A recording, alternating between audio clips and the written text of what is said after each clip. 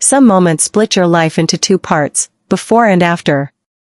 That afternoon, so ordinary at first, turned out to be one of those moments for me. Everything was going as it should. I was home alone, and Danny was away on another business trip. The only silver lining to his absence was the chance to carve out a little space for myself, because, for so long, I had ignored my own needs and desires. The past few years of Danny's disinterest had brought me to a point where every moment of solitude felt like a reward, and today was one of those rare rewards. In my room, surrounded by my favorite linens, I had set up my laptop and placed a few of my little secrets nearby. I used to have these moments often back when Henry wasn't home, but now that he was back from university, finding opportunities like this had become nearly impossible. Henry, Danny's son from his first marriage, even just thinking about his name, stirred something in me that I couldn't deny. The first time I met him, his tall frame, sharp features, and piercing gaze had surprised me, but it was just a thought. Yes, just a thought. I knew Henry was out with his friends, and wouldn't be back until the evening. That's why I felt free to retreat to my room and indulge in a little me time. I thought I had closed the door, but I hadn't realized it hadn't fully latched, and then everything spiraled out of control. Just as I was starting to relax, Henry walked in. The few seconds when our eyes met felt like an eternity. I tried to hide the toys in my hands, but it was no use. The sounds from my laptop reached his ears, and his eyes widened even more. My body froze. I couldn't cover myself, couldn't turn off the sound, couldn't escape this humiliating situation. My heart was pounding so hard it felt like it might burst from my chest. The expression on Henry's face was something I would never forget: shock, curiosity, and something else, a kind of pull, maybe even desire. In that moment, the emotions swelling inside me weren't just shame. That look made me realize the emptiness I'd been carrying. I guess I should have knocked, Henry said, his voice slightly shaky, but deep. He slowly backed away, his eyes never leaving me as the door clicked shut. I couldn't comprehend what had just been left behind between us, but something had started, something so wrong, so dangerous, yet so irresistible. The moment the door closed, I collapsed onto the bed, burying my face in my hands. What had I done? I was a 42-year-old woman, and Danny's son, my stepson, had just seen me like that. My mind replayed the look in his eyes over and over, and with every replay, I felt a strange warmth spreading through me. But at the same time, I was drowning in the deep well of shame. That look, it wasn't just shock. There was something else in it, like he understood me, or wanted more. Even thinking about it felt wrong, disgusting, didn't it? But I couldn't stop myself. My heart was pounding, and the strange feeling rising inside me wasn't just shame. I had noticed Henry's attention before, the way his eyes lingered on me, the quiet way he expressed his interest, but I had always tried to brush it off, pretending it wasn't there. Until today. This encounter had changed everything. 3 days.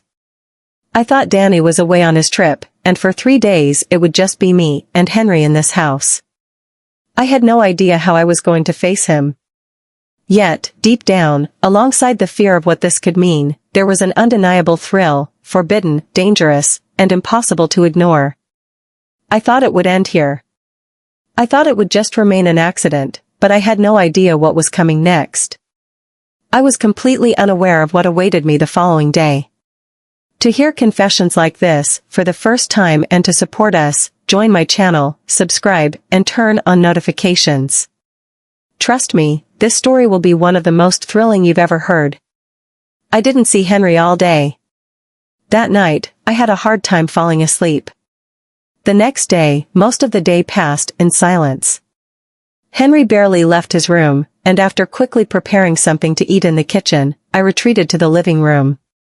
It was as if we were both determined not to look at or speak to each other, but that silence felt like an energy lingering in the air. We both noticed it but chose to ignore it. By evening, I decided to take a shower.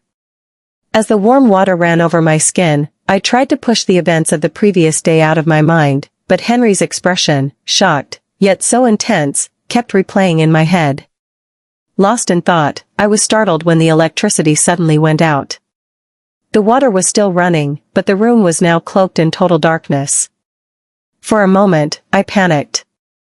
I turned off the shower and quickly wrapped myself in a robe. Just as I was tying it securely around me, I heard Henry's voice calling from the hallway. "Emma, are you okay?" he asked. "I'm fine. I think the power's out," I replied, my voice trembling slightly. I tightened the belt of my robe and walked toward the sound of his voice. When I entered the kitchen, I couldn't see him, but I could hear his footsteps. "We need to find a candle," he said, his tone slightly tense. The faint glow from a streetlight outside dimly lit one corner of the kitchen, but the rest of the room was shrouded in shadows. As we both fumbled around, I suddenly bumped into him. My shoulder hit his chest, and we both froze, holding our breath. His hands instinctively went to my waist, steadying me to keep me from falling. But that touch, it wasn't just a reflex. "Sorry, I didn't see you," Henry said, his voice low, almost a whisper. Our eyes met, faintly illuminated by the dim light filtering in from outside. In that moment, the pull between us was stronger than anything I'd ever felt. "It's okay," I murmured, unable to suppress the tremor in my voice. My heart was pounding so hard I was sure he could hear it.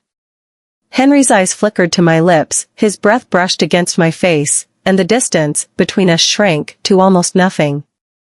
"Emma," he said softly, his voice heavy with emotion. I didn't want to pull away. In that moment, every boundary I'd clung to blurred into nothing. Just then, the lights came back on. We both stepped back abruptly, like we'd been caught. Henry moved toward the breaker box, pretending to check it, but I knew the weight of what had just happened lingered between us. When I returned to the living room, Henry followed. His gaze was still locked on me, but this time there was a determination in his eyes. "Emma, we need to talk," he said. The tone of his voice told me this wasn't just going to be a simple conversation. My heart began pounding in my chest once again as I sat across from Henry in the living room. The tension in the air was so thick, it was almost suffocating. We both knew this conversation had been inevitable for a while now. There was an unspoken understanding between us. Nothing would ever be the same again. Henry lowered his gaze, speaking softly. "Emma, I'm sorry about yesterday. If I made you uncomfortable, it wasn't intentional. When I saw the door open, I shouldn't have looked." But his voice faltered as he searched for the right words. But I couldn't stop myself. Hearing this, my heart started to race. A warm flush spread across my face, but I tried to suppress it and nodded. "Yesterday. I was just so embarrassed," I said. "But I don't blame you. Really, it's just, everything in this house has felt so strange lately." Henry lifted his head, his eyes locking with mine. "You're not what's strange, Emma. What's strange is Danny not being here, him being so distant with you." His words hit me hard. I had been trying not to think about how little attention Danny gave me, but hearing Henry say it out loud caused something inside me to crack. "It doesn't matter," I said quietly, though my voice lacked conviction. Henry sighed, shifting closer in his chair. "No, it does. It's impossible not to notice. Emma, you feel lonely, and that's not your fault." Tears welled up in my eyes. Having my loneliness put into words so plainly left me without the strength to deny it. Loneliness. I thought I had gotten used to it, I murmured, but the warmth in Henry's gaze pushed me to say more. "But sometimes it feels so overwhelming I don't know what to do." When Henry placed his hand over mine, my breath caught. "You shouldn't have to feel lonely, Emma," he said, his voice deep and resolute. "Someone like you shouldn't feel this way."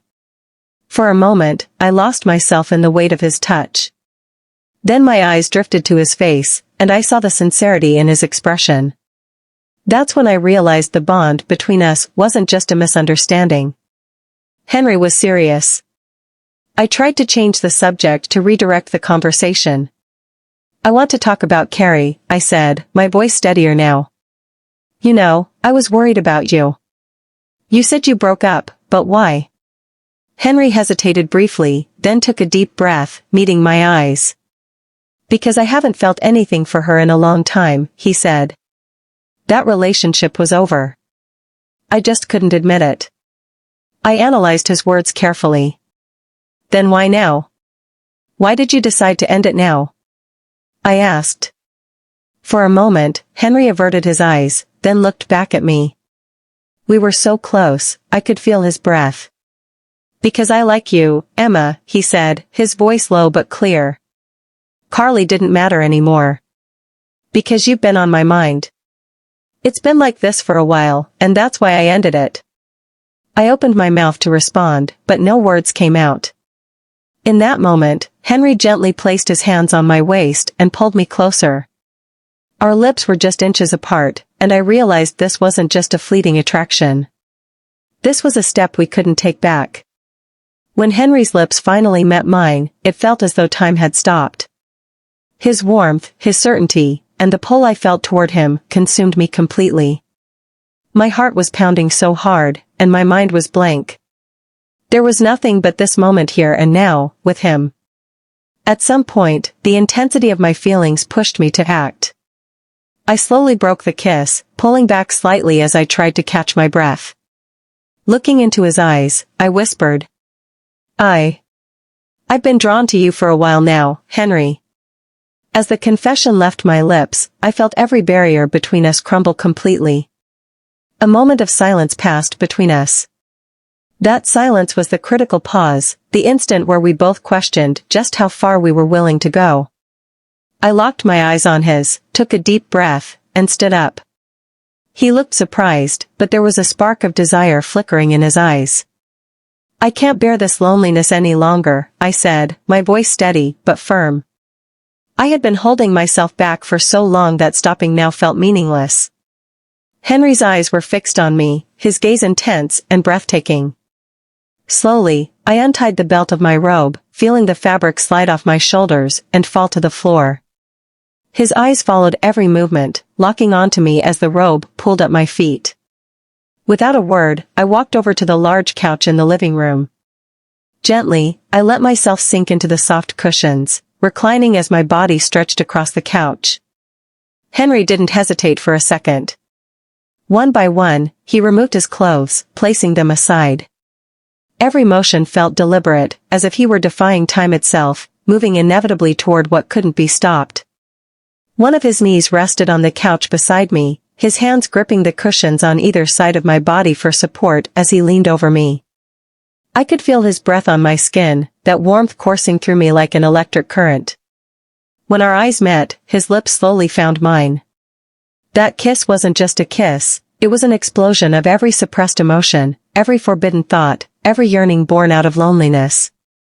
Henry's hands slid gently to my waist, his touch both tender and decisive. I fixed my eyes on Henry. At that moment, I felt something inside me. It was something forgotten. The more Henry continued, the more I found myself liking him. Before long, my body trembled, and I closed my eyes, letting out a loud sound. When I opened my eyes, I saw Henry's broad shoulders and placed my hands on his back. His face was flushed, and we were both breathless. I was utterly lost in the moment. Henry too looked so happy and filled with love. Just as my body started trembling again, I dug my nails into Henry's back. He must have really liked it because he let himself go as well. I felt a warmth inside me, and it was absolutely wonderful. Every moment I spent with Henry both thrilled and unsettled me. Danny still had a few days before he'd return home, and during that time, Henry and I had shared passionate moments that crossed every boundary. Everything felt so natural and inevitable that the wrongness of our actions was pushed to the darkest corners of my mind. Henry's presence filled the void left by Danny's indifference, making me feel alive again. When Danny finally came back, his indifference remained unchanged. The loneliness I had felt during his absence and the warmth I experienced with Henry only deepened the gulf between us. Henry and I continued texting each other, even with Danny around. Talking to him filled a void in my life that I couldn't ignore. One ordinary evening, Danny mentioned he had a work meeting and wouldn't be home all night. I couldn't hide the excitement that bubbled up inside me. Picking up my phone, I started typing a message to Henry. Danny isn't home tonight. It's just us. I can't wait to see you. I paused for a few seconds before hitting send, my heart pounding in my chest. Finally, I sent the message and set my phone down on the table, a faint smile creeping onto my face as I thought about the night ahead. Little did I know what was happening elsewhere at that very moment. Henry was confronting his ex-girlfriend, Carly. Her persistent obsession with him had become unbearable, and he decided it was time to make things clear. Carly's eyes burned with determination and vengeance as she interrupted his every sentence. Carly, that's enough, he said, his voice firm but tired. Stay out of my life. I don't want you anymore. Just then, Henry's phone buzzed on the table. Carly's gaze shifted, and she caught sight of the screen. Her eyes narrowed, and the fake smile she'd been wearing disappeared.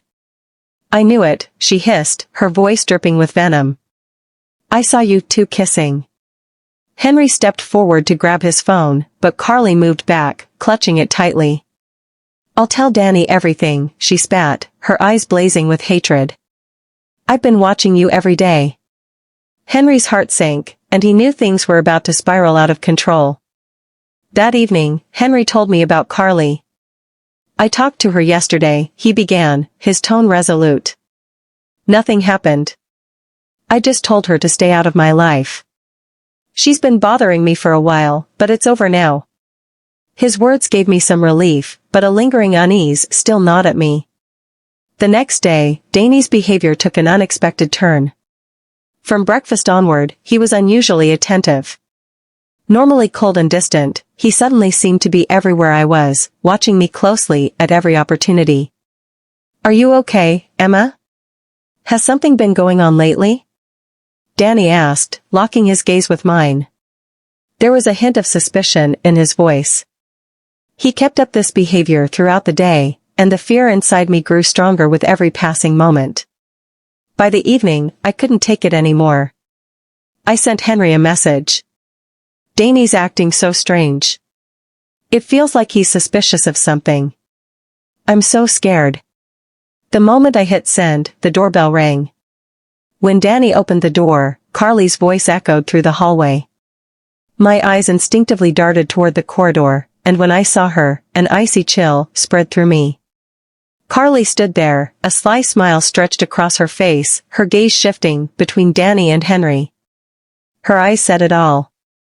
She knew, and she had clearly decided what she was going to do with that knowledge. Danny, still oblivious, asked, "What are you doing here?"